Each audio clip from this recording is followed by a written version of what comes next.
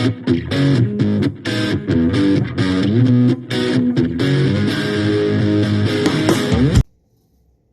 good, YouTube? It's your boy, Matt of Pig and Matt here. Why am I so excited and shaking the camera? Well, as you can see right behind me, I got this Eternity Code banner. And I got it by basically going undefeated at locals today. And I'm going to show you guys the deck I did that with right now. So yeah, as you can see in front of you, the deck in question that I went undefeated with today was my Tri-brigade deck.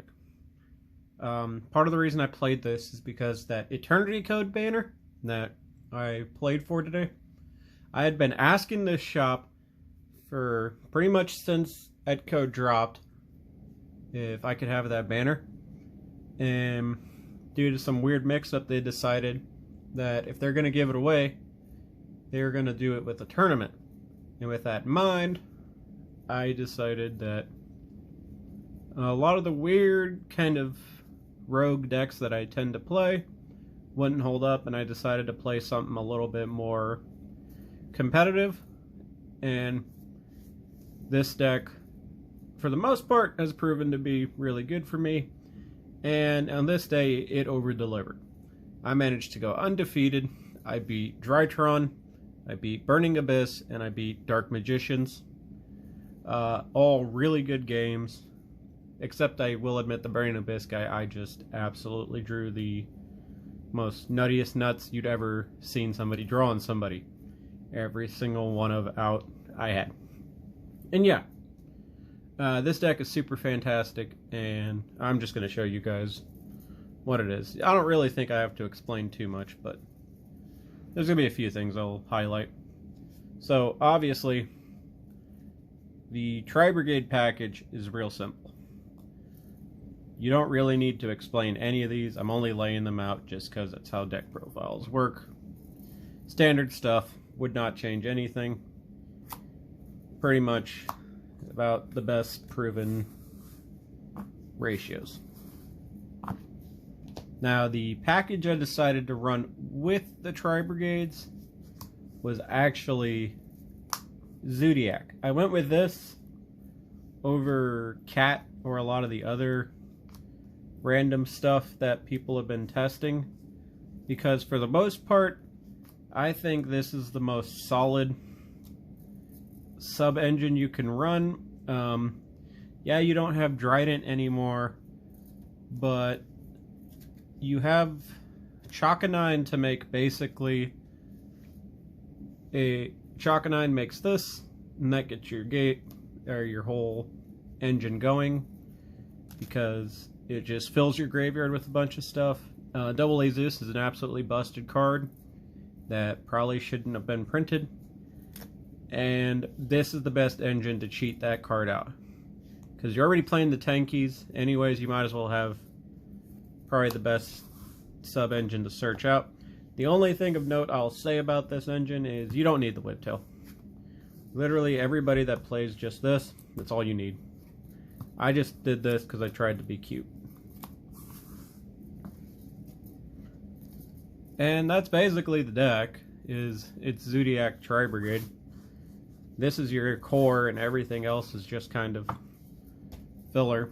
Like for hand traps, I just opted to run 3 Ash and 3 Imperm.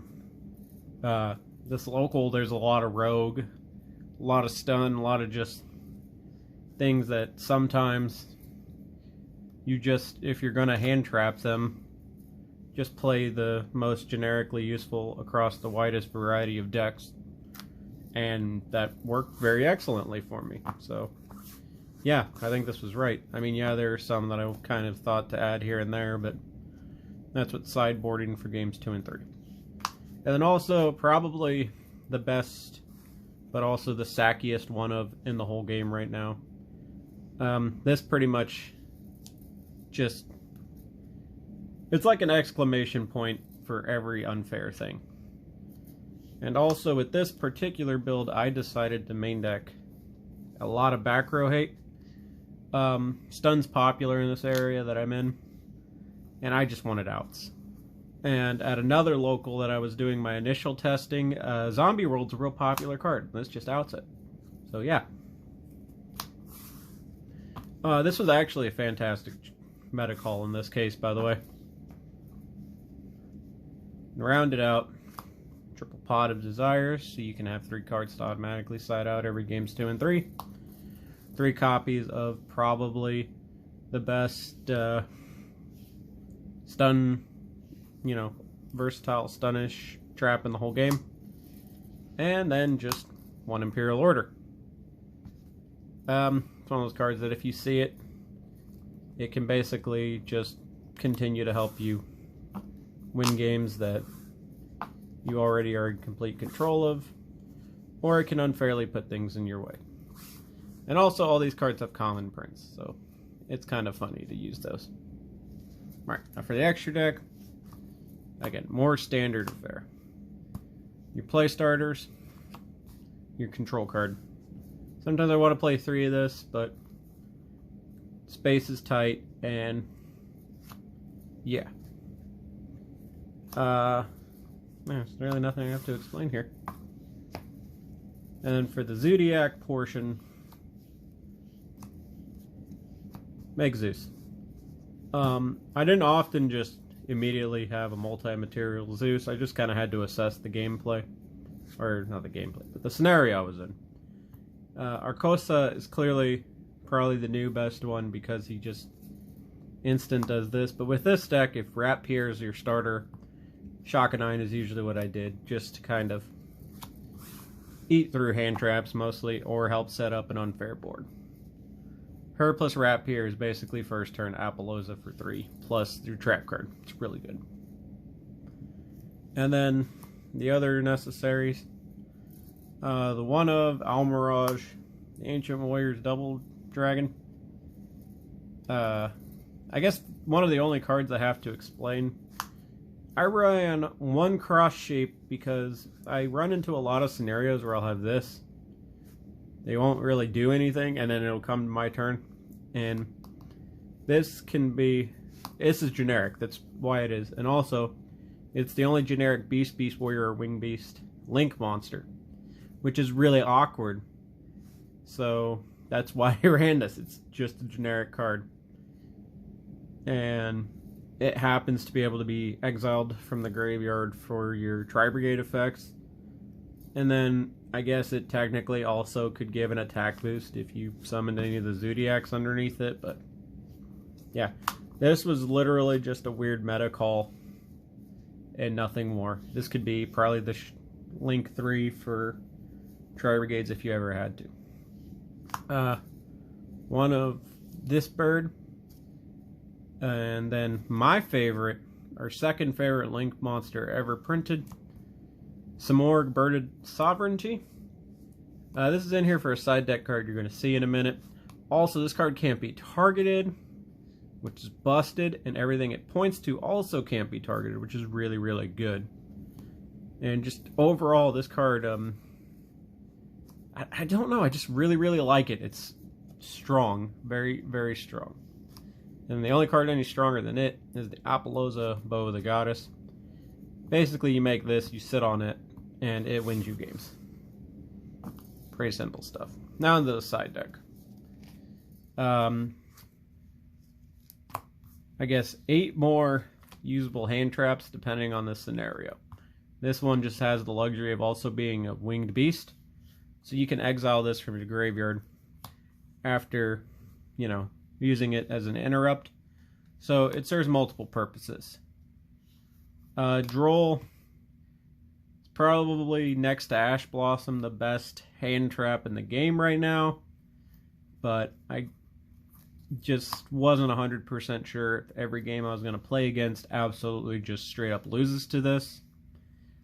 So I put it in the sideboard, and I don't regret that at all. Same thing with the Nibiru. I think they work perfectly fine over here. And then the other reason you run the Samorg, and probably like something that should not be as good as it is, the 1 barrier statue of the Stormwinds. It's a floodgate. You can get it off of Samorg. and for the most part, it can just outright win you games on its own. It over-delivered whenever I got it off, and in my final match, I summoned, he went to a Dragoons, I managed to out some stuff, and then I made the Link 4 to then exile his Dragoons while chain blocking with Farragut and the Rampart. And then afterwards I just normal summoned this, and he basically couldn't do anything. So yeah, this card's great. I'm not sure how great it'll be after that one Synchro set comes out, but for now, yeah, this card, just, yeah, it rules. And to round out, 3 Twin Twisters for when you need even more back row hate, and 3 Solemn Judgment for when you just want a random, like, just no to everything. Usually I would swap strikes for this, depending on the scenario. But that varied. And also these are secrets, so they look cool.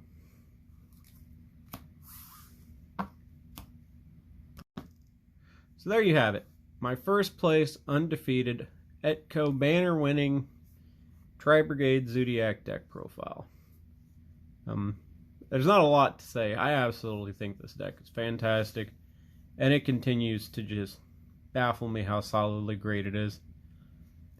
And for me personally, I think that Zoodiacs are truly probably the best sub-engine to run in it, if you're going to look for something, you know, competitively viable on a somewhat decent budget. So yeah, tell me what you think. Any thoughts, questions, comments, concerns? You know how that works. And yeah, this is Meh, of Pig and Meh, signing out.